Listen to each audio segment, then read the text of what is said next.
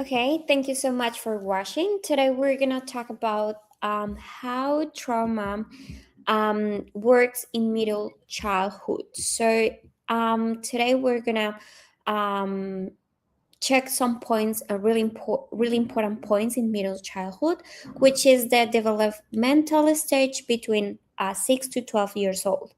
During this period, children experience important physical, cognitive, emotional, and social changes. Their school performance, friendship, family relationships, and growing independence become especially important. It's actually really interesting to understand that an event becomes traumatic when in a specific situation overwhelms a child's ability to cope and creates an ongoing sense of fear. However, not every child reacts in the same way. Their response may depend on their age, one, second, family support, third, cultural background, plus previous experiences and access to professional support. We're gonna check different risks of trauma in childhood. Yes. Any trauma risk? Indeed, I would say yes. So at this stage, children are starting to step out of their home and enter the school and broader social environment. Because of these traumatic experiences can really mess with their sense of safety. Some common traumatic incidents at this age include they are really in risks. Domestic and family violence, witnessed violence, threat and or coercive control between caregivers, physical, emotional, or sexual abuse, experiencing harm, humiliation, manipulation, exploitation, neglect, not receiving adequate food, healthcare, supervision, affection or emotional support, or bullying and cyberbullying. Nowadays, cyberbullying is very common. Repeated intimidation, exclusion, harassment, or online abuse. Parental separation or family conflict, particularly when separation involves violence, instability, or loss of contact with a caregiver. Even death or serious illness. The death of a family member, a caregiver, or friend, for example, or living with severe illness. Communities violence, witnessing assault, crime or unsafe behavior in the local community. Uh, Also could be natural disaster and accident, for example, bushfire, floods, serious road accidents, or other life-threatening events. Refugee and migration experiences, war, forced displacement, family separation, detention or difficulty adjusting to a new country, racism and discrimination, repeated discrimination related to the culture, ethnicity, disability, religion, gender, or socioeconomic status, medical trauma, painful procedures, for example, hospitalization or serious and chronic health conditions, poverty and housing instability, homelessness, food insecurity, or frequent changes of home and school are among some risks we can name. Yeah, Next section. yeah. So in regards of those risks, where like we can find a lot of reasons to find risk. Once the trauma comes, it affects in three ways: biologically, psychologically, and socially. So during the middle childhood, in terms of biologically, trauma can increase stress hormones and cause sleep problems, headache, stomach pain, tiredness, changes in appetite, or bedwetting. It might also affect the immune system, brain development, and attention and memory. On another hand, we have psychological effects where the children might experience anxiety, sadness, guilt, shame, low self esteem, nightmares, or intrusive memories. Some children may become aggressive or emotional overwhelmed, while others might withdraw or have difficulty concentrating and learning. And the last one we have socially. The trauma may affect the child's ability to trust adults and develop healthy friendships.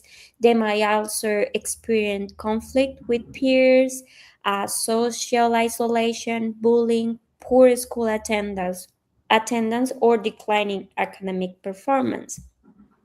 It's important to remember that these three areas are interconnected. So, for example, chronic stress can disturb a child's sleep, which can reduce their concentration at school, but also they might have academic difficulties with lower their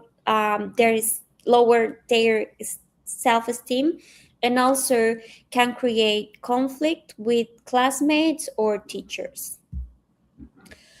Um, yes, so it's important to understand the next stage. So, Chris, please go ahead. Okay, impacts on intergenerational relationship. In regard of this, we have to remember that trauma doesn't just affect the child in the moment, it also impacts family relationships across generations. If parents have their own unresolved past trauma, it can be really difficult for them, for their parents, to provide calm and secure environment for their children. Kids might develop insecure attachment patterns, or they might experience parentification, which is where the child feels they have to step up and take care of their parents emotionally.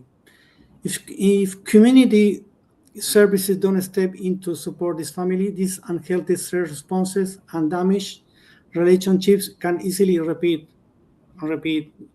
over the time in the next generation. So in summary, we have these impacts mainly are impact on family dynamics. So disruption of primary attachment bond with parents or caregivers, parental trauma leading to inconsistent parenting or emotional unavailability, risks of transmitting maladaptive coping patterns to future generations, reversal, which is called parentification, which I mentioned before. So next section is what a community worker what have to do. Yeah, what we have to do as community workers. Tell us, please. So what this mean for us as community service worker in Venezuela? First, we need to apply trauma-informed principles like safety, choice, collaboration, instead of asking what is wrong with this child. When they misbehave, we should ask what happened to them. In practice, this means creating safe and predictable spaces in a school or community program instead of using harsh punishment. We focus on co-regulation, helping the child calm their nervous system down.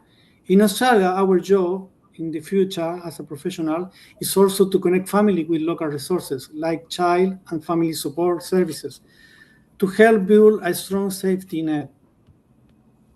So, in summary, our role is creating safe, predictable routine in school and community care setting, supporting co-regulation rather than using punitive discipline, connecting family to culturally responsive support services like child and family services, NDAS, for example, early intervention, collaborating with school and multidisciplinary team across Australia. We can work with several professional, classroom teacher, coordinator, school psychologist, external ally, health and social professional, occupational therapists, uh, much more.